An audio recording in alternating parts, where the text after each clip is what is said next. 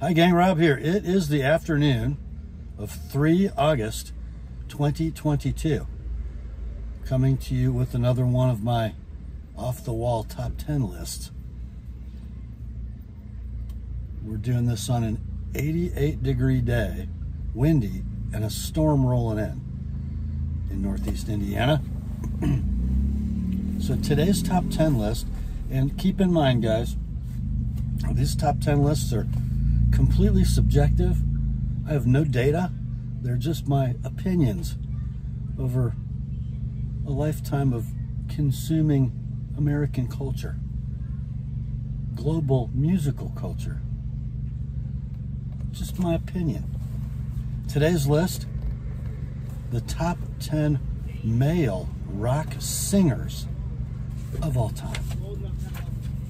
I'm going to list them in reverse order, number 10 to 1. I'll throw in some honorable mentions along the way. So here we go. Number 10 on my list of top 10 male rock singers of all time. And I have some chatter in the background here at the gas station. Loud talking people, probably drunk. Anyway, number 10. Don Henley. How does Don Henley make the top 10? Because Glenn Frey said so. Asked in an interview once why it was that as the Eagles' career progressed, there was less of Glenn singing and more of Don singing. Glenn said, if you had Don Henley, why would you have anybody else sing? So Don Henley, number 10, an Eagle. Number 9. Has the same birthday as Sam Cooke, and according to his bandmate Neil Sean, the same soul as Sam Cooke. Steve Perry at number 9. Number 8, if you live in the upper Midwest, in close proximity to the Motor City, this one will come as no surprise. He loved a few things in his life. He loved reflecting on getting older. He loved motorcycles, and he loved strippers, at least by the record of his music. Bob Seger at number 8. Number 7 will ruffle some feathers, because the man that he replaced is not in my top 10, nor is he an honorable mention. Number 7, greatest male rock singer of all time, Brian Johnson of Acdc. Never has a new hire to a rock and roll band been under more pressure than Brian Johnson was under approaching the recording and production of the album Back in Black. He was replacing a legend, a beloved wailer, Bon Scott. Not only did Brian Johnson give a credible account of himself on Back in Black, it's probably one of the top 5 rock singer performances in the history of the genre, and one of the top 2 anthems of my youth. Number 6, I guess maybe people don't think of him as a great singer, but if you go down the rabbit hole of the body of work of the Rolling Stones, you get a picture of Mick Jagger that's pretty deep and pretty textured and pretty awesome. Heavily influenced by American blues, this British subject, let's just say it for what it is. He fronted and continues to front perhaps the greatest rock and roll band of all time. He's something. Number 5, and this will be one of my controversial picks, because most people don't think of this guy as a rock singer. When I was in high school, there were a couple bands that all of us rockers didn't want to admit we liked. But this band in particular, although we would never admit being a fan, we knew every word to every song. These guys ruled the roost in the early days of music television. And if you don't believe he belongs on this list, just get on YouTube and search Live from Daryl's House. Or go to karaoke night somewhere and try singing one of Daryl Hall's vocals. Good luck with that. Daryl Hall and John Oates, white boys from Philly who went to Temple University. They might have been the only two white guys there. A phenomenal singer, phenomenal range, with more soul than anybody that white has a right to have. I watched a Live from Daryl's House episode, and his guests were the OJs. They were getting ready to sing For Love of Money.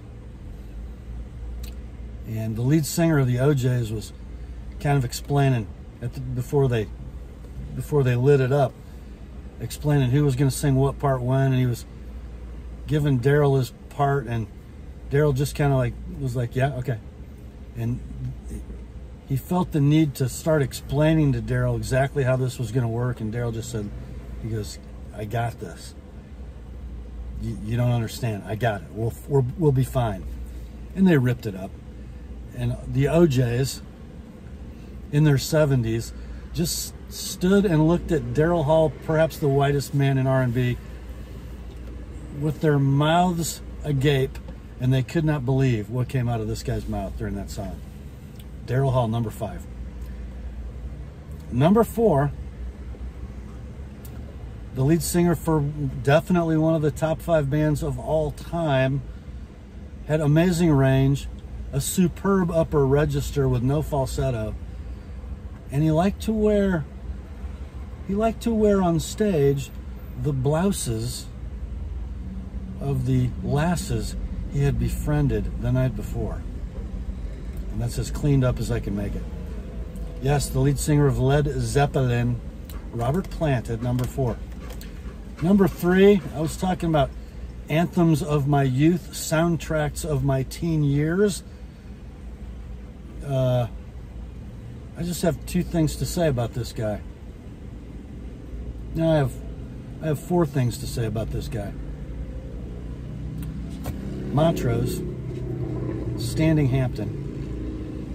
I can't drive 55 and 5150. Yeah. Still doing it in his now mid-70s, the Red Rocker, Sammy Hagar. Just a little aside about Sammy. I paid as a youngster, as a young teenager, I paid 3 times to see Van Halen while David Lee Roth was the lead singer. And nothing against Dave. Great voice for the genre, energetic showman.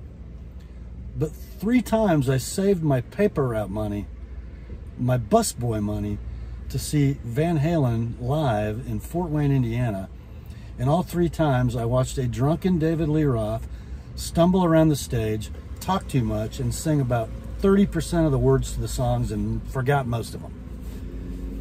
When Sammy came on board, I was ecstatic. I'll never forget seeing them play at Farm Aid, I believe. They played Led Zeppelin's Rock and Roll, Eddie, Mike, Alex, and the Red Rocker, and I thought, oh my, could it be? And a couple months later, it was. Sammy joined the band. And like him or not, Dave fan, Sammy fan, the proof is in the pudding. Van Halen made more money and had more hits, were more successful with Sammy than they ever dreamed of being with Dave. And oh, the pipes. Could Sammy ever sing? And when he played live, I paid to see him twice with Van Halen. He was the hardest working man in show business. He wanted to make sure everybody got their money's worth, and we did. I'm going to stop now after number 3, and I'm going to do the honorable mentions because number 2 and number 1 are a bit complicated. Honorable mentions in no particular order.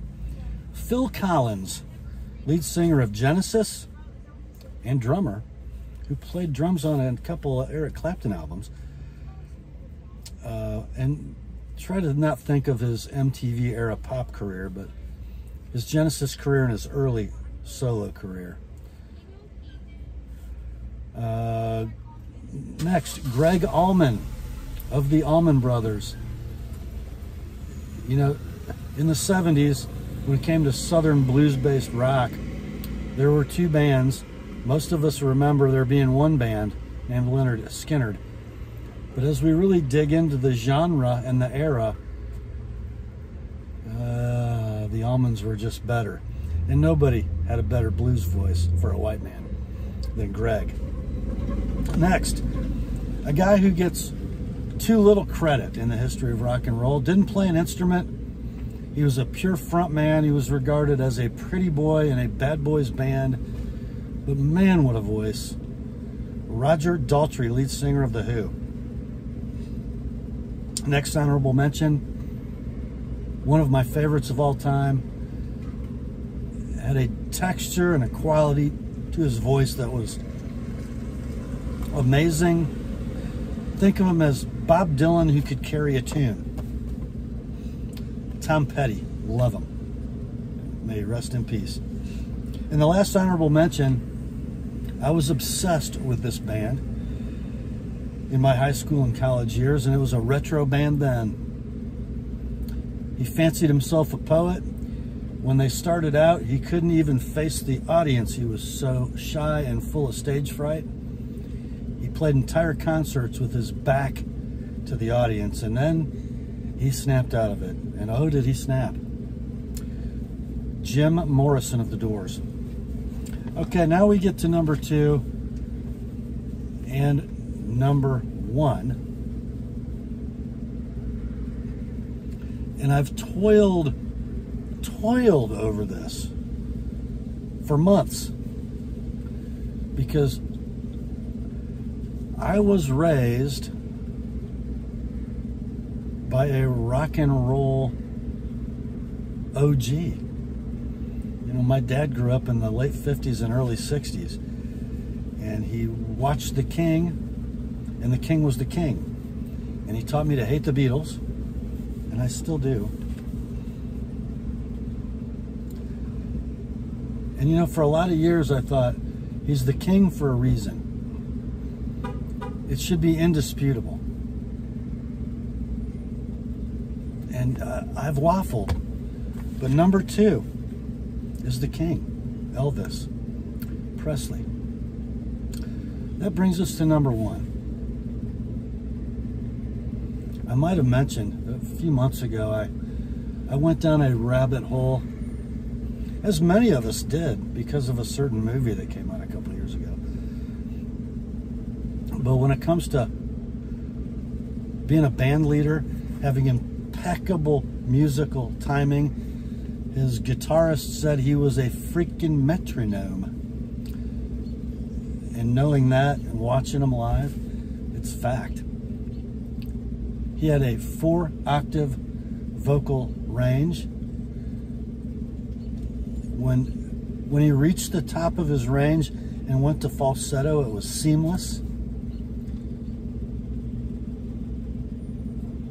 And this is not a topic that makes judgments about morality and how these guys live their lives. No sin is greater or less than another. But the number 1 top 10 male rock singers of all time, lead singer of Queen, Freddie Mercury. If you don't believe it, watch some Queen videos with Adam Lambert attempting to sing Freddie. It's almost pathetic. Elvis may be the king. I'm not going to say it. But Freddie is number 1 on my list of top 10 male rock singers of all time. Okay, guys, time for you to chime in. Who did I miss? Who do you disagree with? I'm interested to hear. That's just mine. That's all for this one. Grace to you and peace, my friends, from God our Father and the Lord Jesus Christ. Remember, the word is sharp. I'll talk to you soon.